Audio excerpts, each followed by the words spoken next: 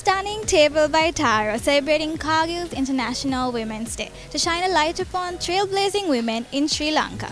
Witness the commitment and talent that has paved the way for younger generations into an equal world. Stay tuned as we meet changemakers right here on Daily Mirror Online. So much for joining us today. I know it's a bit of a hot afternoon, but I assure you it will be a cool one by the time we finish today.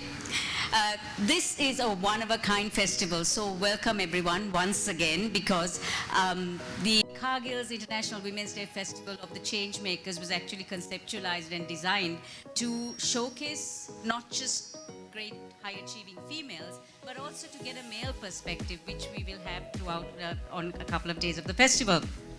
So it will be 4 days of dialogue and discussion, and today's one is actually focused on 3 young women who have made peace their code to actually work towards some kind of activism as well, because in this generation will be the generation that's taking forward, or has inherited a legacy that we ourselves have left for them. And as peace prompters, they have been working very much behind the scenes. I just want to say thank you to Table by Tharu for joining me, because my online program Kaleidoscope with Savitri Rodrigo has started off in May last year, and what we wanted to do was actually highlight issues and create discussion platforms on issues that people sometimes don't talk much about. And thank you to Tharu for actually taking this on board, and to Mahika, who has been my great support ever since this harebrained scheme came to be. Kargil's our festival title sponsor. Thank you very much for being with us. The UNFPA, who's our event sponsor, exclusive radio partner Light 87, exclusive digital media partner Daily Mirror Online and Hi Online. All our media friends for being ever so supportive of this project. Thank you so much. Healing Island, our wellness partner, for the very handy sanitizing wipes you have in your pouch. Wild World, Zonin, and Olu for our beverage partners. You'll find Olu on your tables. And also Kissed Absolute Juice, 100% fruit content with no artificial flavors or preservatives. Kiss GB, which is a natural ginger extract drink, again completely natural. And Kissed Ride, which again is on your table today, sparkling decaffeinated drink to add that wave of energy. And of course, later on in the evening, you'll be treated to a range of cocktails and mocktails.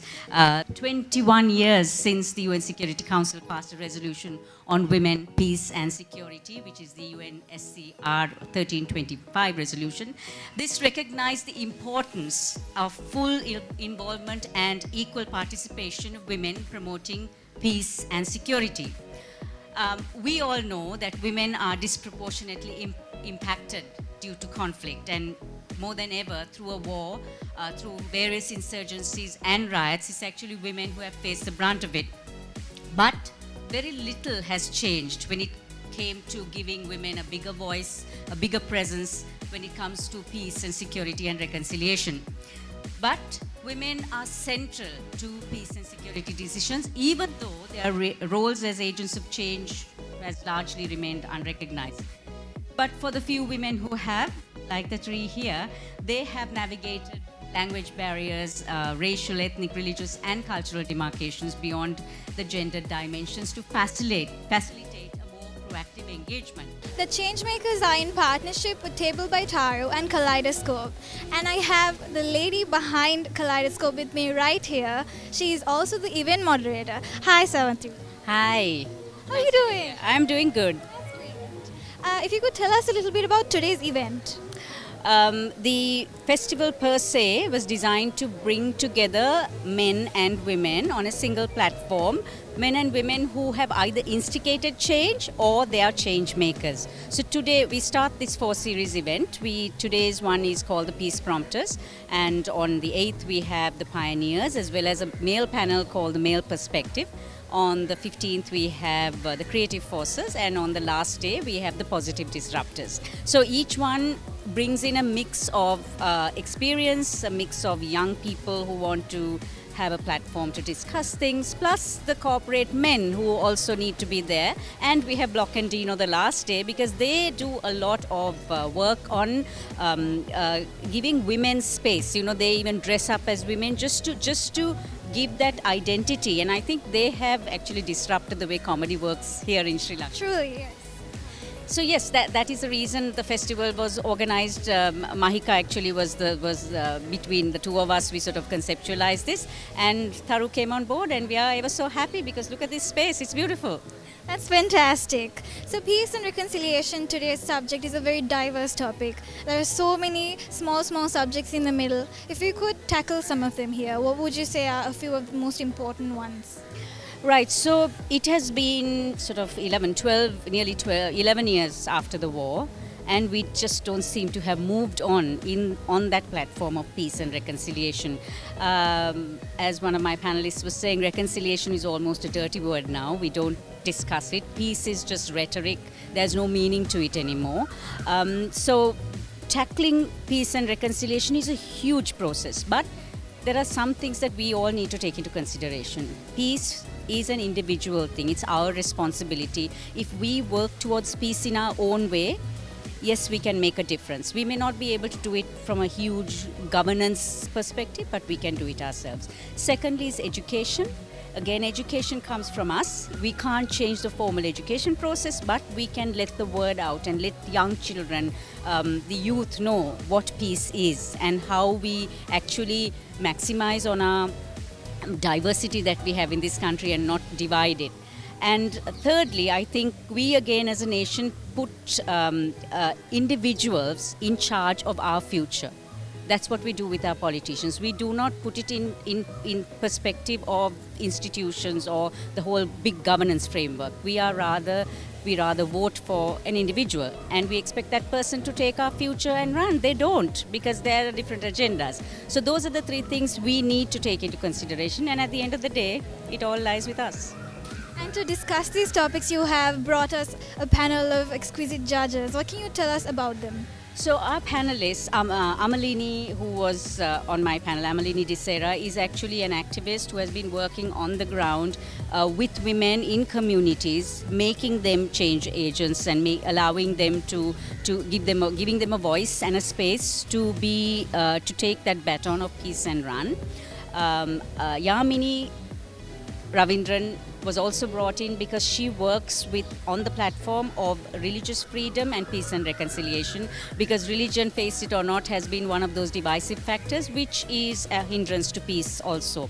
And Sara Kabir, who is an author, she's a publisher and a researcher, her work just after the war ended, she wrote a book where she interviewed 10 LTT cadres and 10 military personnel and shared their stories about the similarities and also the differences and what it was like. So her perspective of actually working on the ground in times of so-called peace, just after the war, but it wasn't peace, was what I wanted to bring in. And these are all young people, and I feel that the future, they need to be out there talking about peace if it is to go further.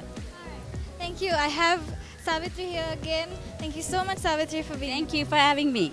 I think it's also important for us to note that as much as they are doing very important work, according to the Sri Lankan statistics, in 2019, women have only 28% or 26% approximately of digital literacy, which is a massive challenge and barrier in today's context and world.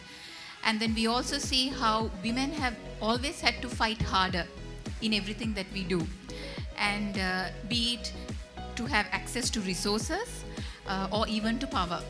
And I think women will truly be able to, at a community level or even at the highest policy level, be able to be very effective and far more effective if we are able to give them that space. And maybe later on I'll touch on how it's so important that we provide protection for them as well. The book that I did, it looked at the stories of 10 former LTT cadres and 10 Sri Lankan military.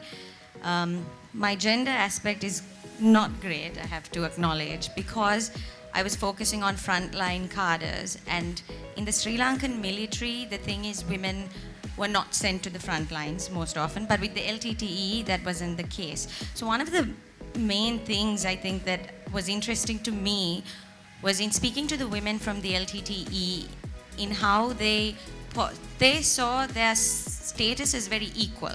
They said that their training was done very equal. They would carry these RKG, these rocket propeller grenades, which are huge weapons. So there was no difference in that sense. But of course, this is talking about violent equality, so it's not the greatest way to be made equal. But with the Sri Lankan military, one of the narratives a lot when I spoke with the men was that, I would have liked to think that it was about safety for women, or but it wasn't. The conversation was mostly about the fact that women lacked the skills or the sort of ability to work in complicated situations. That was sort of the narrative that came, especially from the Air Force, actually. So yeah, I mean, there was quite a stark difference, but what is really interesting is today, in talking to them, there is a similar gap in how much we have done to translate their roles from during the war to what they are today. Both from the military side and the LTT side, they struggle a lot with their new roles and responsibilities in everyday society. For the former LTT cadre women, there are issues with marriage, not being able to get married again. I mean, some of these women who would go around with these big weapons are now scared to even step out of their house at 5 o'clock in the evening. So there are a lot of these issues that remain unaddressed for these women, which I think needs a lot of focus today. Hi, I have with me the lovely Amini. Hi, Amini. Hi, How are you doing? doing good, thank you. Yeah. So for our viewers, can you tell us a little bit about yourself and your field of work? I'm a lawyer by profession. I serve as the Director of Legal and Advocacy for the National Christian Evangelical Alliance of Sri Lanka. We spearhead work on freedom of religion or belief in Sri Lanka, and I also oversee 17 restricted Asian countries, and I also sit on the Asian Evangelical Alliance as an Executive Director for Religious Liberty as well. Well, what would you say when it concerns religion that you've come across a few issues that need to be addressed? There are so many issues that need to be addressed when it comes to religion, within religion as well. But if you take Sri Lanka, I think we need to really be able to bring in a proper understanding between religious and ethnic communities, and because there seems to be a lot of mistrust, and in the recent past you would have seen a surge of hate speech, fake news, which kind of made certain communities more vulnerable as well. So freedom of religion or belief in Sri Lanka is something which is very important, and we need to be able to address those gaps and create trust between communities. Would you say the recent COVID-19 Muslim burial issue is a part of this? Yes, definitely it was a part of it, but thankfully it has now been reversed. But we need to remember that it was never, it's not a gift that has been bestowed upon us, but it was always the right of every community. How do you think we could go about resolving some of these religion issues? What we can do to teach our younger generations? I think some of the mistrust and biased attitudes that we have about other communities comes at a very deep-rooted place where even historical dialogues have been taught to us, which has been biased. So we need to work with the youth and the younger generation in our country, speak their language, which is very important, and be able to very creatively give them that alternative historical dialogue, and to engage with them and to educate them on building trust between communities and the biases and the misconceptions that they have. I think if those deep-rooted issues are addressed, and if we really address it, and if we are serious about it, then we can really bring about change. Do you think legislative action needs to be taken when it comes to resolving some of these issues? Definitely, but only taking legislative action is not enough.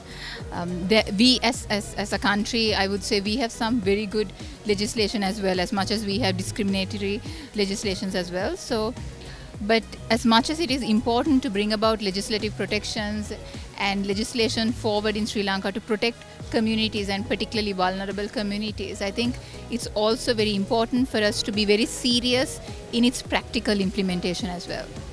What would you say is the status of equality in Sri Lanka and how it would come about to fully achieve it? I don't think in Sri Lanka we do treat all communities equally, or even if you take it from a gender perspective. So the status of equality is quite unequal, and it is something that we need to really work towards. And I think it's important that a lot of the times when it comes to equality and all of this work, we tend to think as individuals it's the work of only particular or certain individuals, or we tend to think that only people in power or authority could bring that about or could bring that kind of change. But what we need to know as each and every individual and as Sri Lankans, as citizens, is that each and every one of us has the power to make that change and to bring about that change in our daily lives, even as we interact with other individuals, even as we interact with other communities, even as we interact online or offline. We have the power to make that change, and we can do it. So on that note. You earlier mentioned about a campaign. Would you like to elaborate? Yes. So in 2018, we saw how youth were main perpetrators and instigators in leading about religious violence in Sri Lanka, and how even social media platforms were used in a discriminatory way. And it is done so even today. So we launched a campaign called www.minormatters.org. Feel free to go into this campaign. It's an online, offline campaign and a one-stop place to get to know all you have to know or need to know on freedom of religion or belief in Sri Lanka. Thank you. Thank you so much, Yamini. It was lovely having you. Thank you.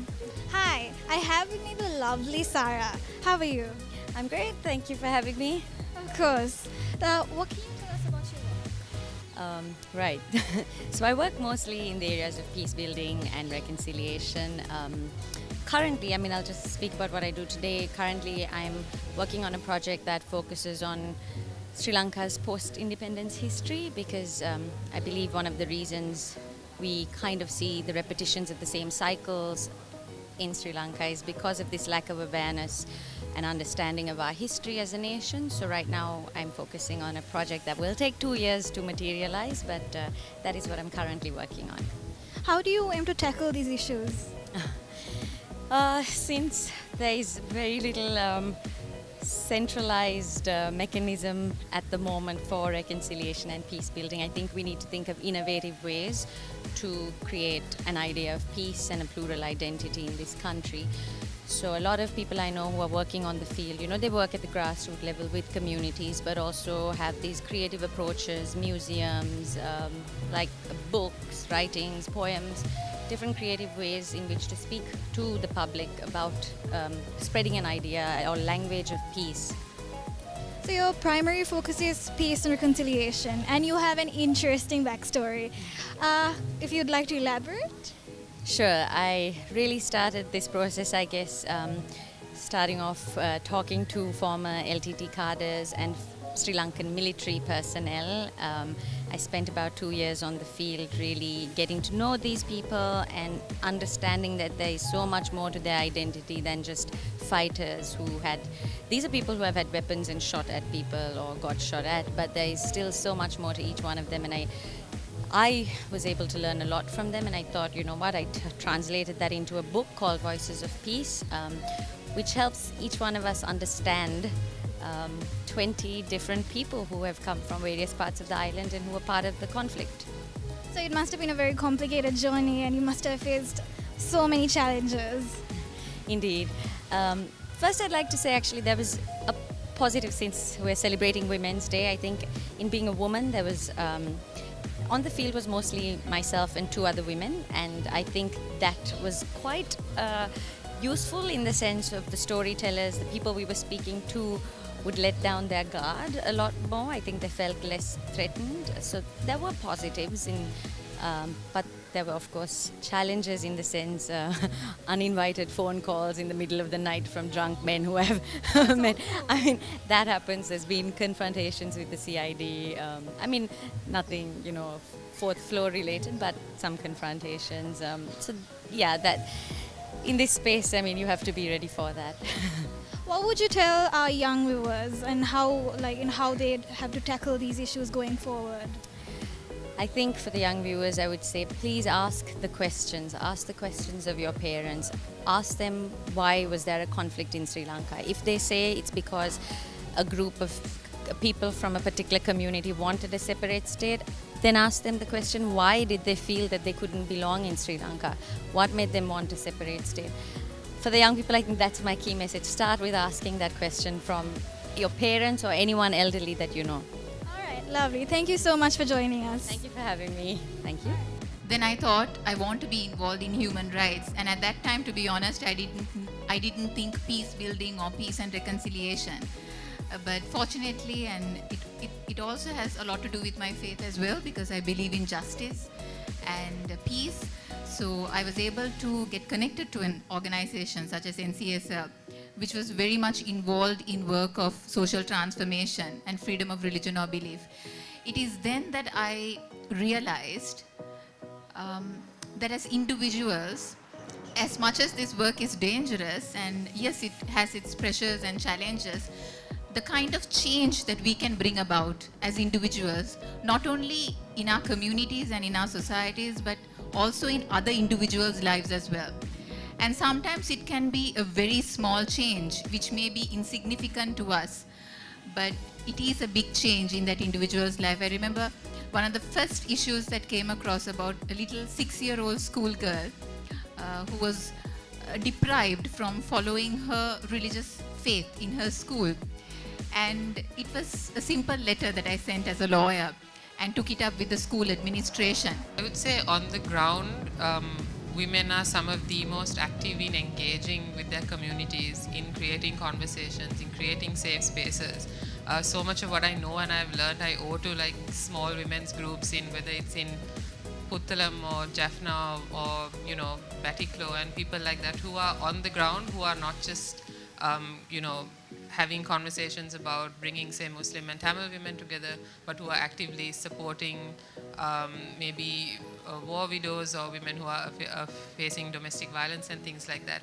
So in terms of that long-term sustainable change, women are doing so much of work, right? And I feel like it's the media circles and the spotlight, but it's always the few of us in Colombo who get talked about. But there's so much of work going on outside. In terms of being a part of the the larger reconciliation process, personally, I feel like those women are not given as much of a spotlight as they need to be. And I feel that's up to those of us who are in Colombo and closer to the proximity to these centers of power to actually do that work. And maybe we're not doing that enough. That's just a personal view. But definitely, like when you see, just whether it's just getting together, women getting together to sing a few songs and have like a space of fellowship and solidarity, I think at the ground it's women who are actually doing that. Like you said, they are being those agents of change. I have with me the very outspoken Amalini. Hi Amalini, how are you? Hi, I'm good, thank you. Lovely. So if you would like to tell us a little bit about your work. Over the last couple of years, I've been involved in documenting and creating awareness around human rights issues facing various communities across Sri Lanka. This can be in the form of post-war issues or economic issues or even issues with regard to persecution of religious minorities. Yes. Okay. So if you would like to dwell on some of those topics, at least one, maybe just elaborate. Okay. I think one of the biggest issues, because it was such a long period of our history, the issues of the conflict, 12 years after the end of it, we have so much to deal with in the terms of really justice in a meaningful way for communities, right? I feel like there are a lot of we bring Sinhala people and Tamil people together and we're like, look, we are, uniting, but I feel like there needs to be both structural change that means people who have been affected the most can see accountability, and that there is some sort of closure to the issues, even if it is not closure to them, that they can see that some sort of work is being done for them, and at the same time that we as a people can move away from the polarized notions that we have about communities in our own country, just to make sure that we don't go back to where we have been before. Do you think the system oppresses or helps our communities grow in this context? I think it's been 12 years since the end of the war. There have been so many promises made to communities who've been affected, and most of these promises have not been delivered upon. So I feel like in that sense, surviving victim communities feel like the system is not doing the most for them.